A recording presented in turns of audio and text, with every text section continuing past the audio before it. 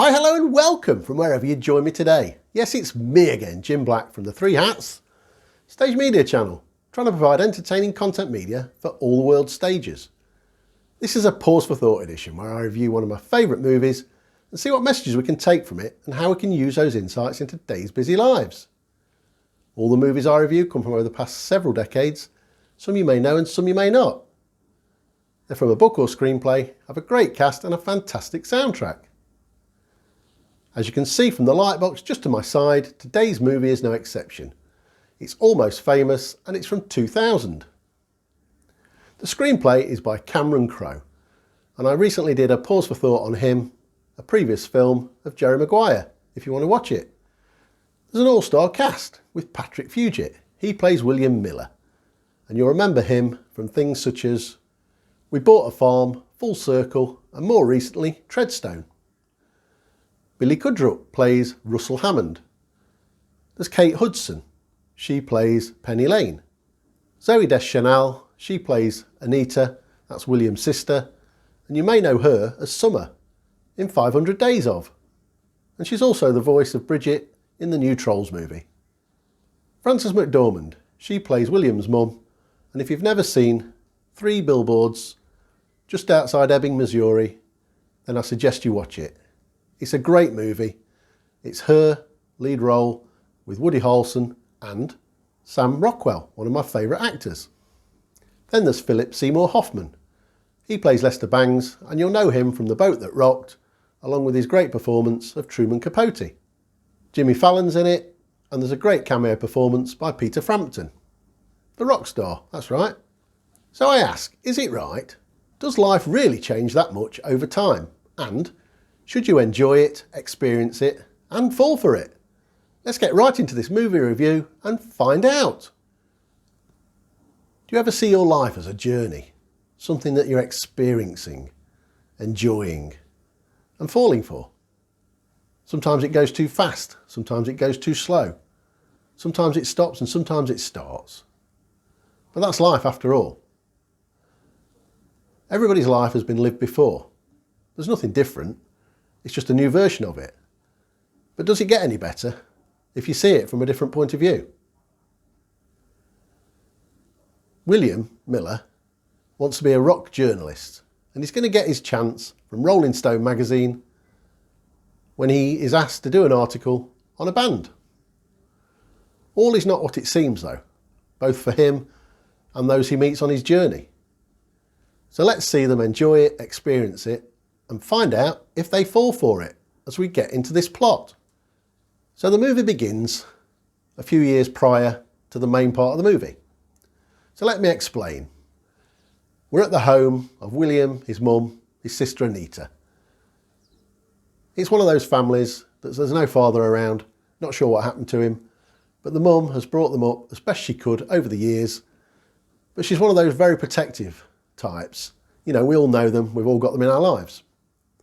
She believes that rock music and movies and books of all the wrong type will influence her children and cloud their judgment going into their adult life.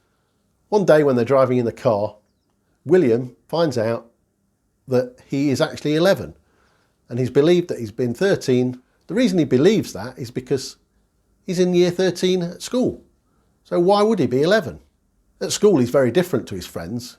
He's very clever at school, so he fits in perfectly. His sister has had enough of everything, so she decides that she's leaving home because she is actually 18, and she goes off to get a job as an air stewardess and live with her boyfriend. Just as she's leaving, she tells William to listen to this music. It's The Who and Tommy, the albums. It'll change your life, she said. Put a candle on, listen to it in the dark, and everything will become clear. This is the point where William decides he loves music, and he wants to be a rock journalist, working for magazines such as Rolling Stone. He's been writing now, because the stories move forward, so keep up with me. So he's actually 15, but he's actually thinking he's 17, if you know what I mean. It's all a bit confusing, but it doesn't if you watch the movie. It works quite well.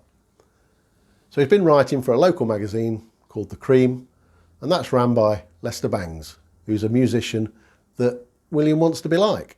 The passions, the loves, and the dislikes are all the same. But like I said earlier, William sees them from a new point of view, even though they've all been lived before. Lester asks him to write an article on Black Sabbath, who are playing in San Diego Arena that evening. And if he does that, he'll consider more things. His mum doesn't want him to go, obviously, because, you know, rock music, all those things that are associated with it. Surely William will get pulled into it. Anyway, she trusts him, he goes off, but he can't get into the gig. The back door won't let him in, even though he says he's from the music industry and he wants to do an article on Black Sabbath. They look at him, they think he's too young. Well, obviously he is, but he isn't, if you know what I mean. This is where he meets Penny Lane. She's an old-fashioned groupie. And her friends, they're always trying to hang around the back doors and get into the gigs and meet the band and that sort of thing. Although they say they're not groupies anymore. They're aides of the band, and they call themselves the Band Aids. Anyway, they smuggle William in when a new band turns up called Stillwater. They're an up-and-coming band. They're just on their first album and about to go on a tour of America. They like William, and they want him to go on tour with them. But he says he can't, because, you know, he's got to stay at home with his mum. Anyway, Rolling Stone are very impressed with the write-up for the Black Sabbath. And they offer him a job and ask him what he wants to do. So there you go. He says, I want to go on tour with Stillwater, write all about them, the ins and outs, the ups and downs, and they agree to it and offer him some money. So what we see next is the tour.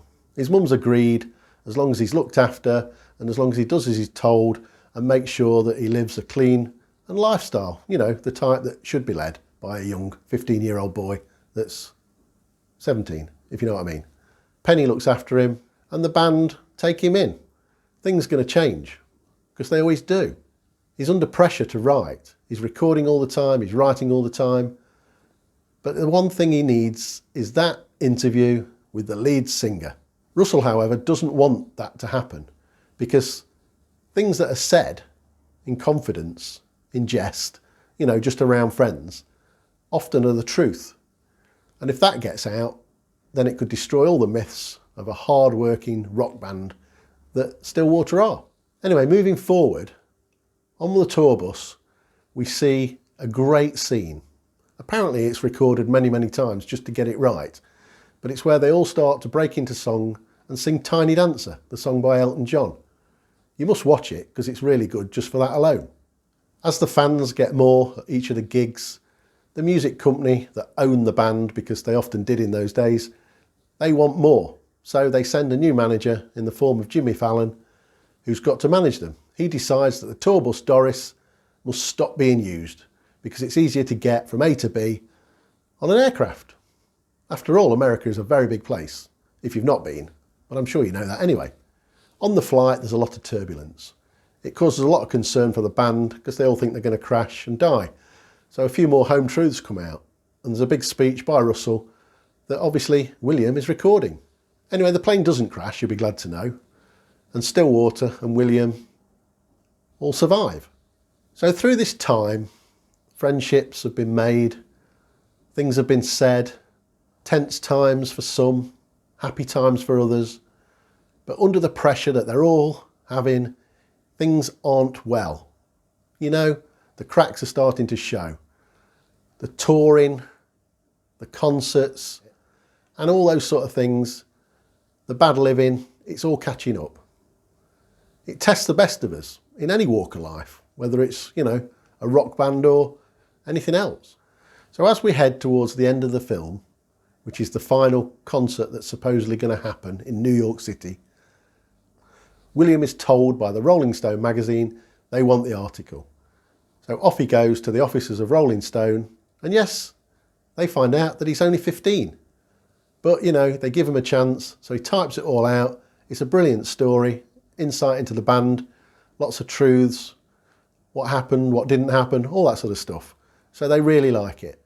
William then heads off home, leaving it at Rolling Stone. The other things that have happened in the movie, the Penny Lane and Russell scenario, as well as all the other things, are all about to come to a head. But spoiler alert is going, so I can't tell you any more. All I can say, the ending of the movie is always a brand new beginning, in any walk of life. It really is good. You should watch it. and it doesn't turn out exactly as you think it will. The cast are great, it all works well together, the scenes in the movie are fabulous, and of course the soundtrack. But I'll tell you a bit about that in a short while. As you go through your life, try and enjoy it, try and experience it. And above all else, you might as well fall for it, especially while you live in it. Don't forget, you're not the first person to see it. It's been seen in many different guises, all the way through different people's lives. But you know, music comes around. There's an example. What was there in the 60s might still be there in the 80s, might be there in the 2000s. You know, the influences are there. Whatever's happened before will always come around. Take the journey you're on and enjoy it. Live it, be a part of it. And above all else, think about life and what you've got. So the trivia in this movie is good as always. You've got Cameron Crowe, who wrote the screenplay. He actually used to be a reporter for Rolling Stone. So some people say it's semi-autobiographical, which it is. Did you know Cameron Crowe's mum often makes cameo appearances? And this film is no exception because she's in this one as well. Did you also know that the songs of Stillwater that you hear them perform are written by Peter Frampton, Nancy Wilson and Cameron Crowe? And Cameron and Nancy were once husband and wife. Towards the end of the movie, there's a scene where Penny Lane is driving William to the hotel where they're all meeting. It's night time and there's a reflection in the windscreen, and it resembles the Dark Side of the Moon album cover by Pink Floyd.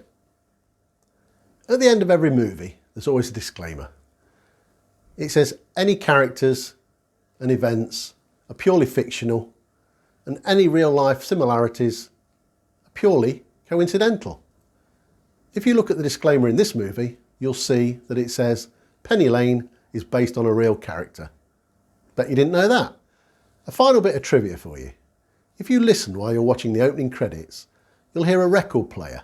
Well, you'll hear the needle being placed onto the vinyl of the record as the music starts. If you also listen carefully at the end, as you're watching the closing credits, you'll hear that record finishing. You know, as the needle finishes, it moves to the end of the record and then lifts up. But that's only for those of you that are old enough to remember vinyl records, of course. The music in this movie is out of this world. If you were to listen to it, it would probably take you 3 or 4 days just to listen to it back to back. That's a slight exaggeration, but I'm just trying to show you I do really like this music within this movie. The normal music budget is $1 million. It's 3.5 for this one because Cameron insisted on having all these tracks playing in the movie at some point. You've got The Who, Iggy Pop, Elton John, Fleetwood Mac, as well as Black Sabbath, Simon & Garfunkel and many others. I hope you've enjoyed my review of this movie. If you'd like to know where my thoughts and inspirations come from, please click the links in the bio below and they'll take you for a closer look. If you want to subscribe to the channel and join our community, please do so by striking the button and hit the bell if you want to know when the next one's uploaded, as I often do. Comments will always be welcome, drop them below and I'll get back to you as and when I can. I've been Jim Black for the Three Hats Stage Media channel for this edition of Pause for Thought. See you again soon.